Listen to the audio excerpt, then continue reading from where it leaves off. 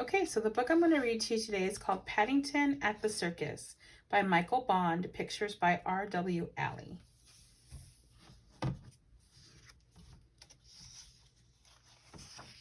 Paddington at the Circus by Michael Bond, pictures by R.W. Alley.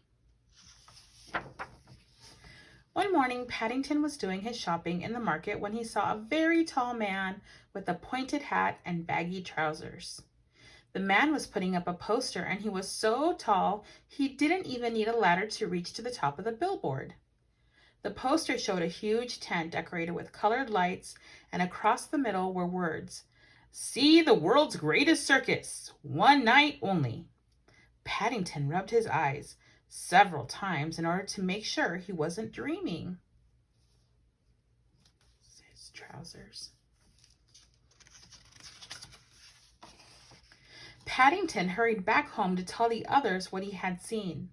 "The world's greatest circus?" repeated Jonathan, giving his sister a wink. "Are you sure?" "It's for one night only," exclaimed Paddington. "Don't worry," said Judy. "You won't miss it. Dad's got tickets for the front row," added Jonathan. "Mrs. Bird's coming too." Paddington had never been to a circus before, and he was very excited at the thought. "I hope it gets dark early," he said. "Then we can see the lights." Paddington's wish came true. Seen from the outside with all the colored lights twinkling against the night sky, the circus really did have a magical air. "Hurry, hurry! Have your tickets ready!" called a voice. "The show's about to begin." "It's the man I saw this morning," whispered Paddington. "The very tall one I was telling you about." "That's one of the clowns," said Judy.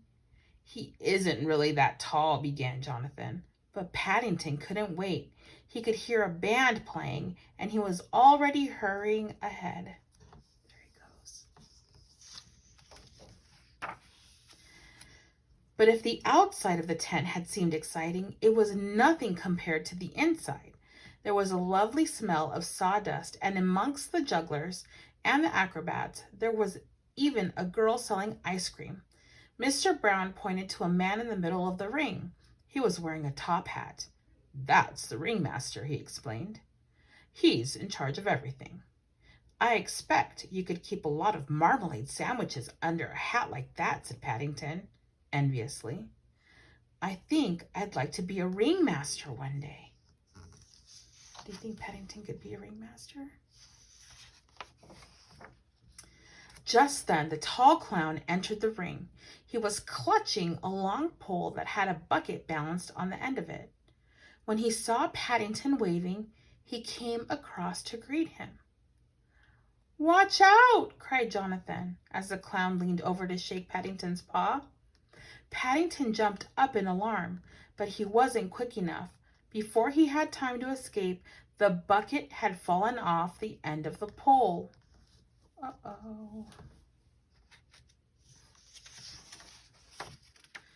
Luckily, it was tied on with a string, and it was empty, so Paddington didn't get wet. "Clowns are full of tricks," said Judy. "I'm glad I was wearing my duffel coat all the same," said Paddington. "Someone might have to put water in the bucket by mistake." I'm told the ice cream is very good for young bears if they've had a shock," said Mr. Brown.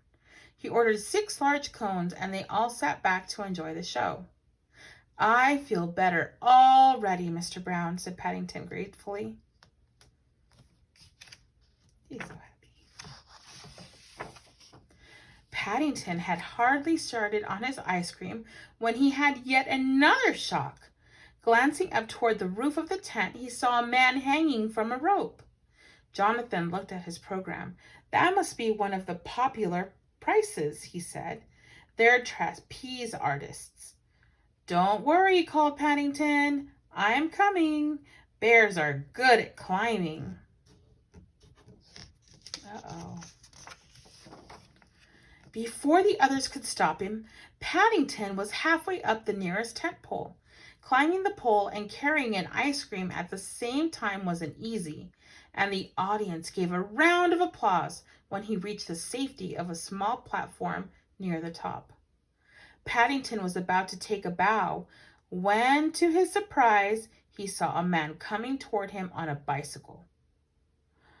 "I don't think you're supposed to bring your bicycle up here, Mr. Price," he exclaimed. "Look out!" shouted the man, frantically ringing his bell. "I can't stop!" "Hold on," called his partner.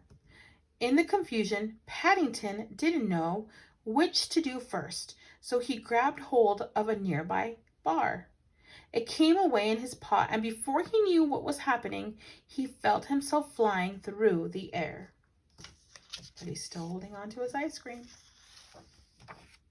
The audience thought Paddington was part of the act, and they clapped louder than ever. Then a gasp went up as he missed the platform on the other side of the tent and began swinging backward and forward in midair. "Oh dear," said Mrs. Brown. "Whatever will he do now?" "I shouldn't worry," said Mrs. Bird. "Bears usually land on their feet." But even Mrs. Bird went quiet as Paddington's swing got slower and slower until finally he ended up hanging over the middle of the ring. "Don't let go!" shouted the ringmaster. "Whatever you do, don't let go!" "I'm not going to," cried Paddington. He tried to raise his hat, but he was still holding the ice cream cone on his other paw. A look of horror came over the ringmaster's face as something soft and white landed with a squelch on his beautifully clean top hat. Uh-oh. It's Paddington's ice cream. "Help!" cried Paddington. "I've changed my mind. I can't hold on much longer." Everybody in the audience began making suggestions, but in the end, it was the clown who came to the rescue. Balancing his bucket on the end of the pole, he stretched up as high as he could so that Paddington could climb into it. "I hope the string doesn't break," said Mrs. Bird. "That bear has a very large lunch." That bear had a very large lunch, "If the clown stretches any more," said Judy, "his trousers will fall down."